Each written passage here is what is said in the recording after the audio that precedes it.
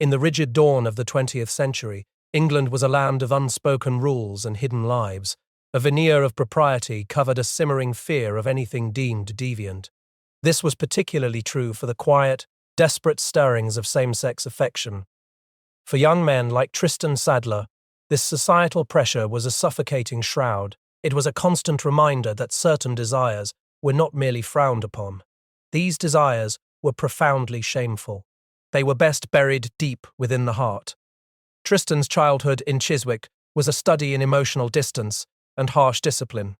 His father, known as the Butcher of Brentford, was no more violent than many fathers of his generation. Yet, his presence loomed large and unsettling. The butcher shop, with its sour mix of meat, blood, and disinfectant, was a place Tristan found both terrifying and, paradoxically, a source of strange comfort. This comfort came from its cold room. It was a sterile, isolated space. It stood in stark counterpoint to the vibrant chaos of a boy's world. He remembered his sister Laura, attempting to tame his unhelpful yellow mop of hair with butcher's scissors. This image now felt like a fleeting glimpse of lost innocence. He yearned for a security his home rarely offered. Lost in the throng, he felt the sharp, unexpected sting of his father's slap for wandering off. A tenderness rose into a purple bruise. He was then lifted onto his father's shoulders to witness the fireworks.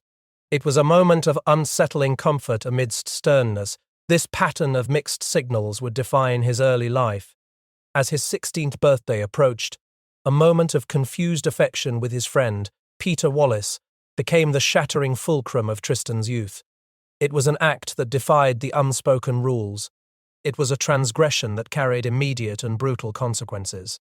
The kiss, an innocent gesture born of desperate longing, was met with revulsion. The aftermath was swift. Expulsion from school came first, then from his family home. His father, a man whose emotional distance was a chasm, delivered the final, cutting blow. "It would be best for all of us," his father had declared. His voice was devoid of warmth. "If the Germans shoot you dead on sight," these words, spoken with a chilling finality, severed the last thread of familial connection. They left Tristan adrift, consumed by a profound sense of shame and isolation. This shame and isolation would cling to him like a second skin. The Great War, a monstrous conflagration consuming Europe, offered a perverse kind of escape. For young men like Tristan, barely 17 and lying about their age, the call to arms was not solely a patriotic duty. It was a desperate flight from personal demons. It was a chance to shed a fragmented identity. This identity was burdened by perceived transgressions and the stinging shame of familial rejection. He enlisted, not as a hero answering his nation's call. He enlisted as a young man seeking oblivion. He hoped that the chaos of the trenches might erase the painful solitude of his past. He marched towards the front lines, a soldier already scarred. He was not scarred by battle, but by the silent, relentless war within himself. The gates of Aldershot, once merely an entry point, swiftly became a crucible. The moment young men like Tristan Sadler stepped onto its hallowed, unforgiving ground, they were not simply joining the army. They were being immediately plunged into a psychological and physical gauntlet. This gauntlet was designed to strip away every vestige of their civilian lives. Sergeant Clayton, a figure whose authority reeked of iron and command, wasted no time. He made the new recruits understand that their thoughts, their feelings, their individual selves no longer mattered. This brutal, structured environment, with its arbitrary rules and relentless demands, was the beginning of a profound and often terrifying strain on their minds and bodies. Amidst this relentless pressure, the presence of Arthur Wolfe, a declared conscientious objector, became an uncomfortable mirror for many pieces.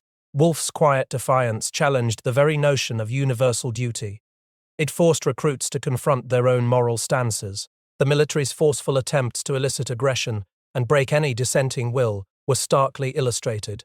This was seen in the public spectacle when Sergeant Clayton, mocking Wolfe as a feather man, lacking courage, ordered the boisterous Mickey Rich to fight it out with him.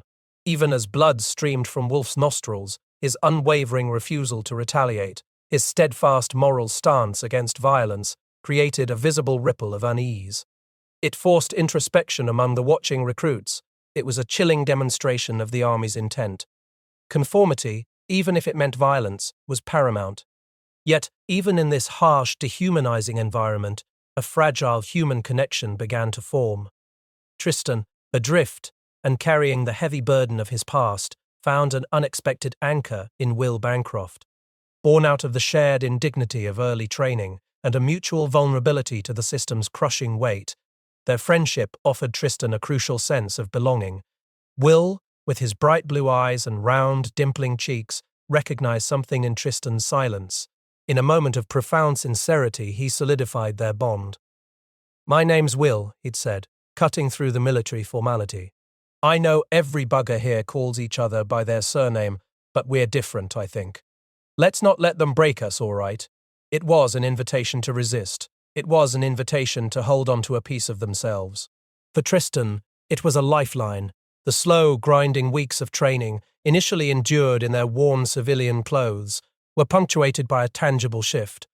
This shift came when the long-awaited uniforms and rifles finally arrived. The initial lack had underscored the pragmatic, unromantic reality of their enlistment, but their eventual distribution from the thick grey shirts and khaki trousers to the heavy overcoats marked a profound, symbolic transition. It was a transition from civilian to soldier.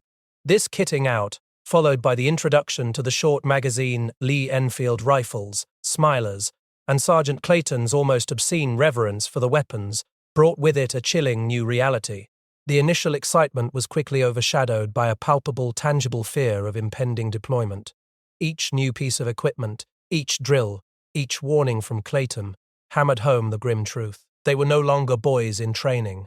They were soldiers, standing on the precipice of war.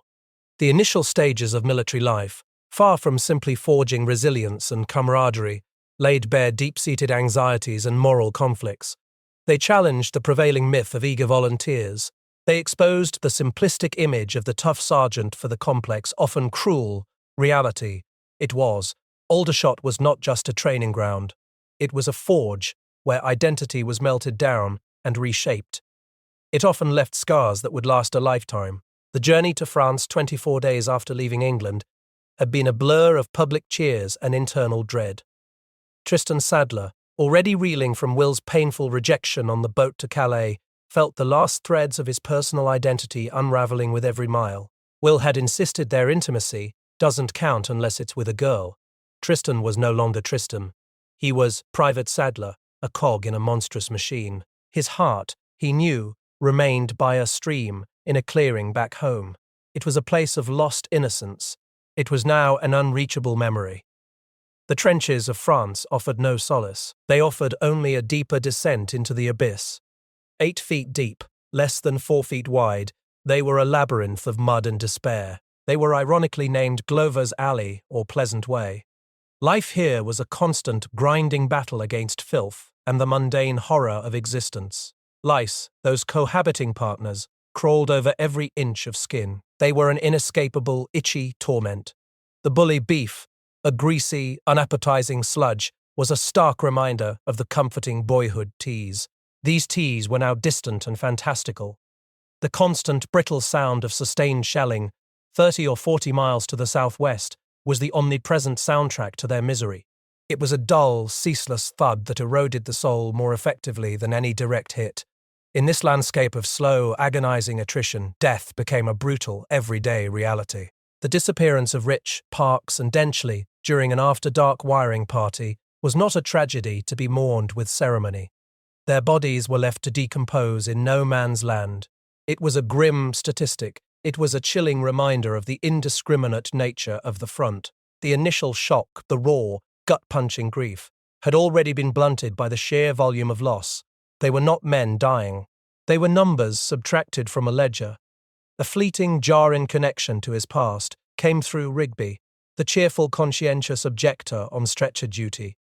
Rigby, a feather who refused to fight, spoke of Tristan's mother and Margaret Hadley. Margaret was a girl from his home whose brothers had also fallen early in the war. He mentioned Alex Mortimer, a childhood friend injured years prior. These names, these fragments of a forgotten life, felt like shards of glass in Tristan's mind. They cut through the thick fog of war with an almost unbearable clarity. They highlighted the vast, unbridgeable chasm between his past and his present hell. Then came the news of Peter Wallace. Peter, another childhood friend, was gone at the Battle of Jutland. This was not just another death. It was the final, crushing blow to any lingering illusions. Tristan held about the war. It was also a blow to his own connection to a life that now seemed utterly alien. It was a personal amputation. It left him hollowed out, on the verge of collapse. Yet, he was unable to fully break. The true visceral reality of war had already been hammered home weeks prior by Potter's death. The dark red and grey stain of Potter's brains still clung to Tristan's uniform lapels. It was a constant, nauseating reminder. Potter, 6'8" and arrogant, had been shouting at him one moment. Then a sniper's bullet had found him, leaving a gaping hole in his head. The immediate shock had given way to a profound, unsettling desensitization. The stain on his uniform, instead of provoking horror, became just another part of the squalor. It was an accepted grim reality.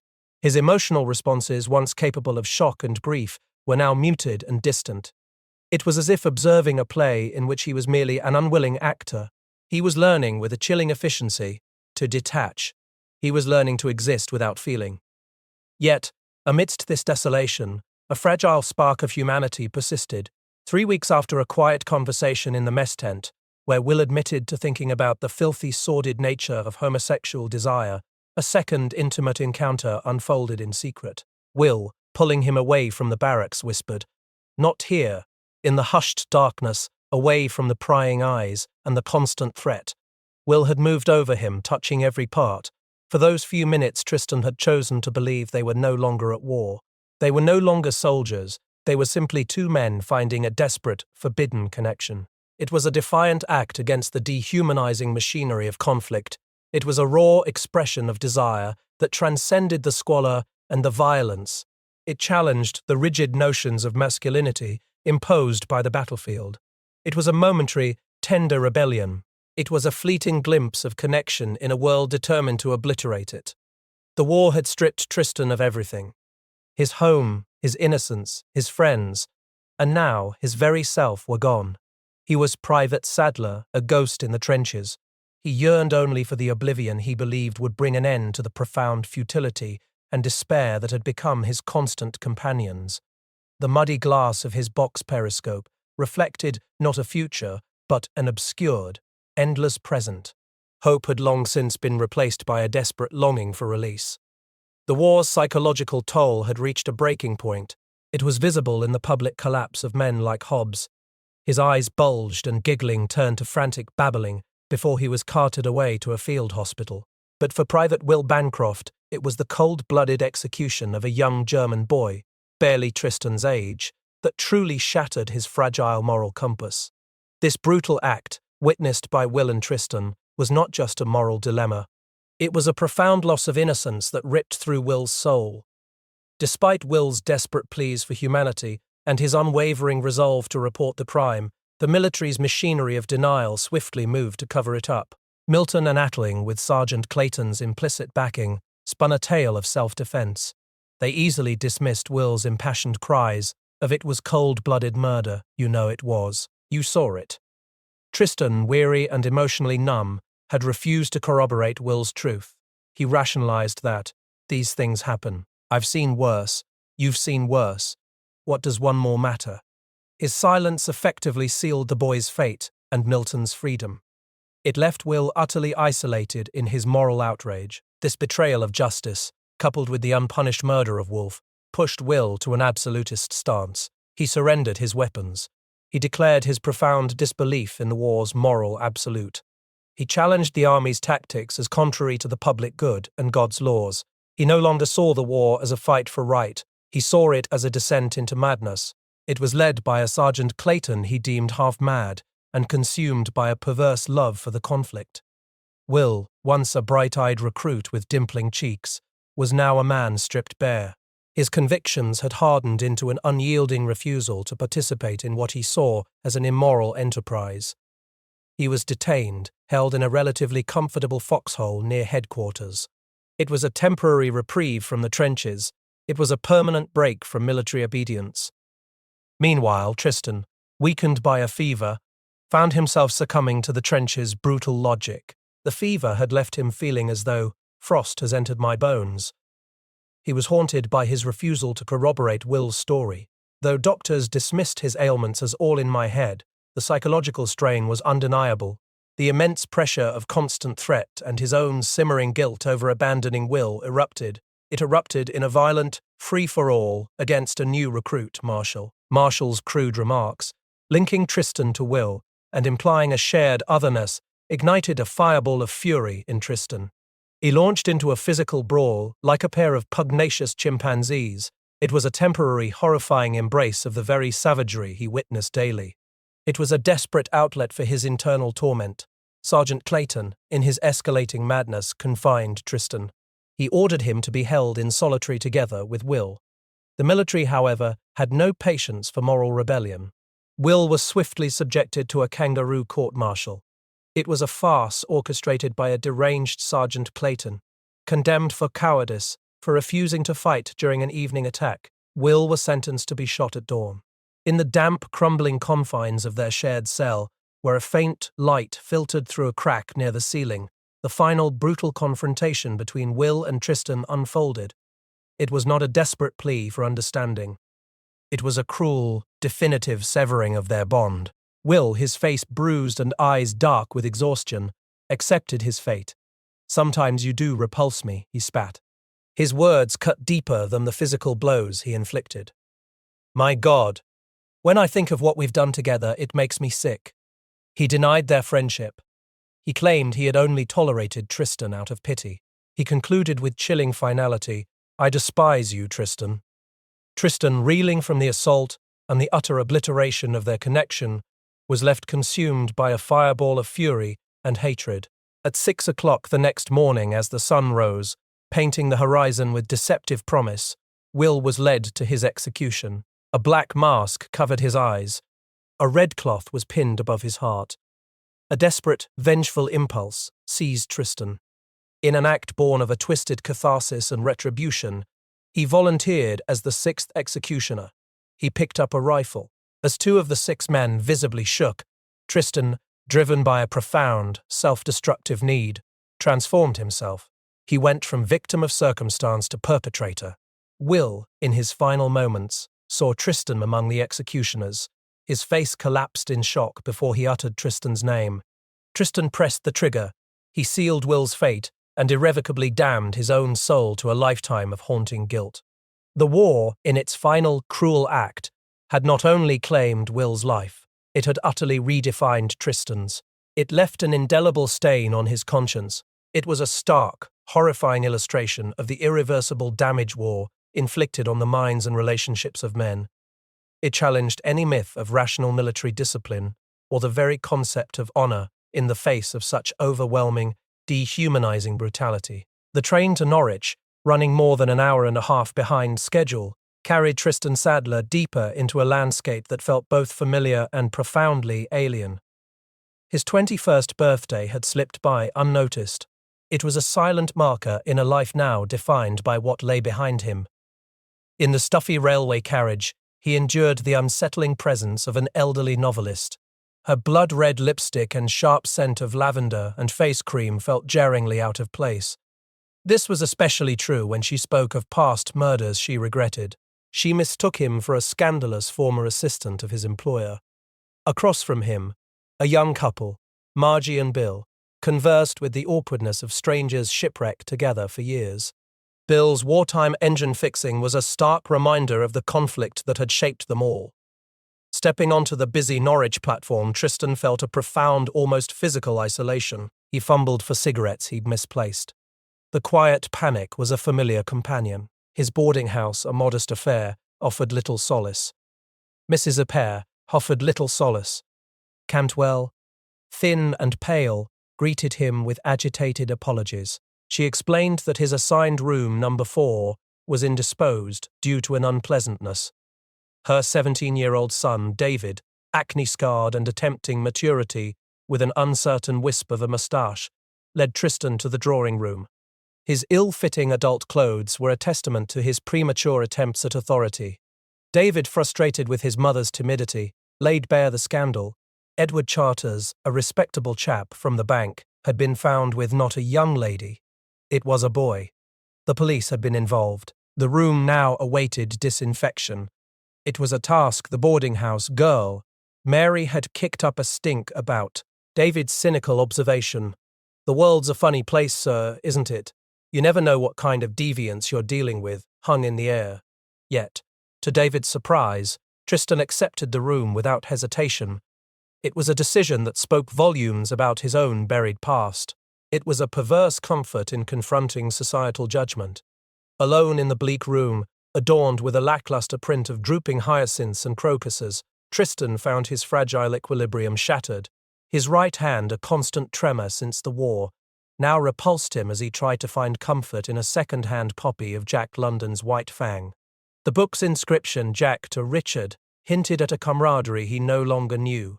The silhouetted cub on the cover, testing the air, mirrored his own uncertain path. Catching his reflection in the mirror, he saw a stranger. His once blonde hair, now a muddy shade, lay limp across his forehead. His chest, pale and devoid of muscle, revealed visible ribs. Vivid red scars crisscrossed his legs. A dark bruise stained his abdomen. He perceived himself as hideous, a spent thing. He was convinced that part of my life was over. The terrible images returned, overwhelming him. Despite the roast beef sandwich, tea and apple tart Mrs. Cantwell had brought as an apology for David, he found himself vomiting into the wash basin. This gesture was one of cozy domesticity. The sight of undigested meat and spongy bread was a deeply unpleasant picture. Spent and vile, he collapsed on the floor, knees pressed to his chin. He was unable to process the physical and emotional weight of his experiences. He remembered Sparks, a fellow soldier who'd lost his legs. Sparks had described a premonition of being halfway through his life on Tower Bridge. It was a chilling anecdote that echoed Tristan's own contemplation of a life irrevocably altered. Seeking some semblance of isolated companionship, Tristan later sought refuge in the Carpenter's Arms pub.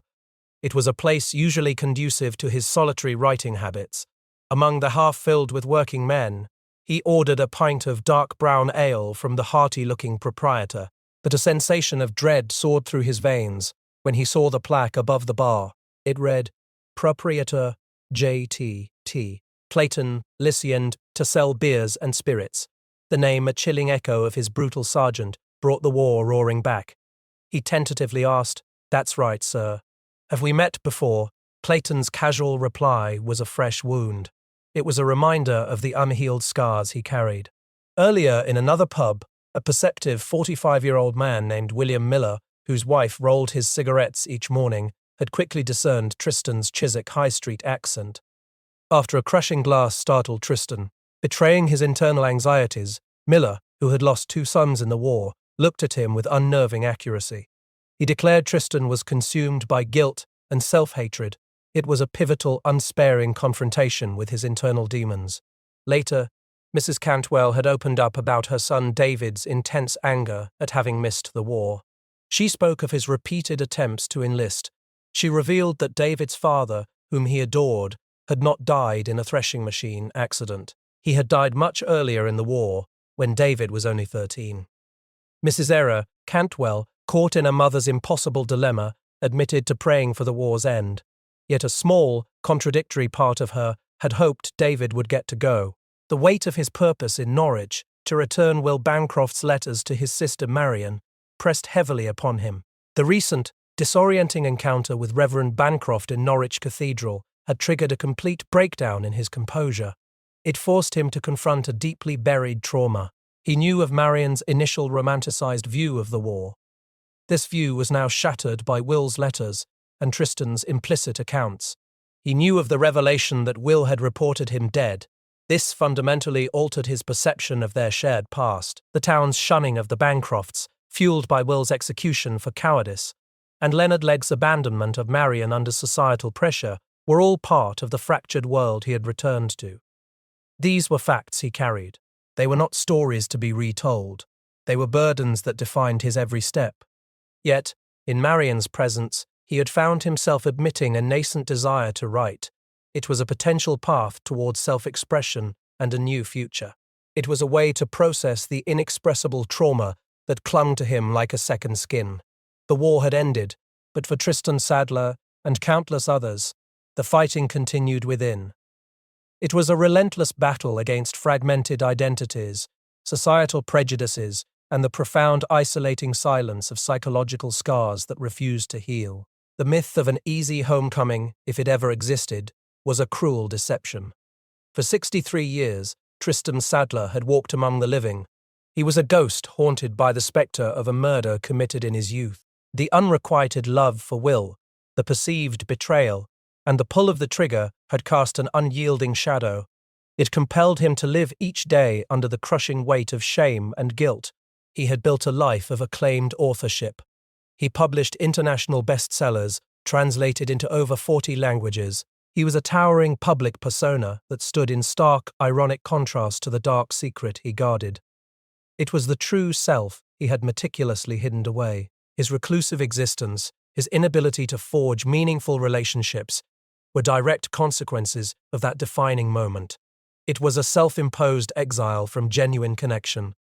The literary award, that misshapen piece of bronze, had felt like a flawed recognition. It was a celebration of a lie. The fires, he knew, never went out. Now, in the unfamiliar quiet of a West End hotel room, the carefully constructed edifice of his life had finally crumbled. Marianne's visit, spurred by the news of his award, had been the catalyst. Her words, raw and unsparing, still echoed in the silence. "Murdering him, you mean?" she had asked. The ultimate, crushing blow came next. A terrible coward. He had quietly affirmed it. That confrontation, a desperate, fumbling attempt on his part to explain, had ended not in absolution but in a definitive severing. "We shan't meet again," she had said. The facade, maintained for over 6 decades, had shattered. The guilt, a constant companion, now roared to life. It demanded its due. Tristan's internal world, usually a tightly controlled labyrinth, was laid bare.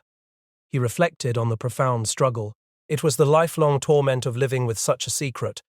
It was the impossibility of ever confessing publicly during his lifetime without destroying everything he had built. His public adoration had been a gilded cage. It trapped him in a narrative of heroism and intellect that was profoundly untrue. His acclaimed novels, each success a deeper layer of deceit, had served as both a shield and a constant, agonizing reminder of the truth buried beneath. With Marianne's footsteps fading down the corridor, leaving behind an unbearable void, Tristan retrieved his manuscript. It lay on the table, thick and heavy. It was his long-delayed confession. This was not for the living present, but for a posthumous future. It was a final, desperate act of control over a legacy he knew would be irrevocably tarnished. His once spasmodic index finger, the very one that had pulled the trigger decades ago, was now perfectly still.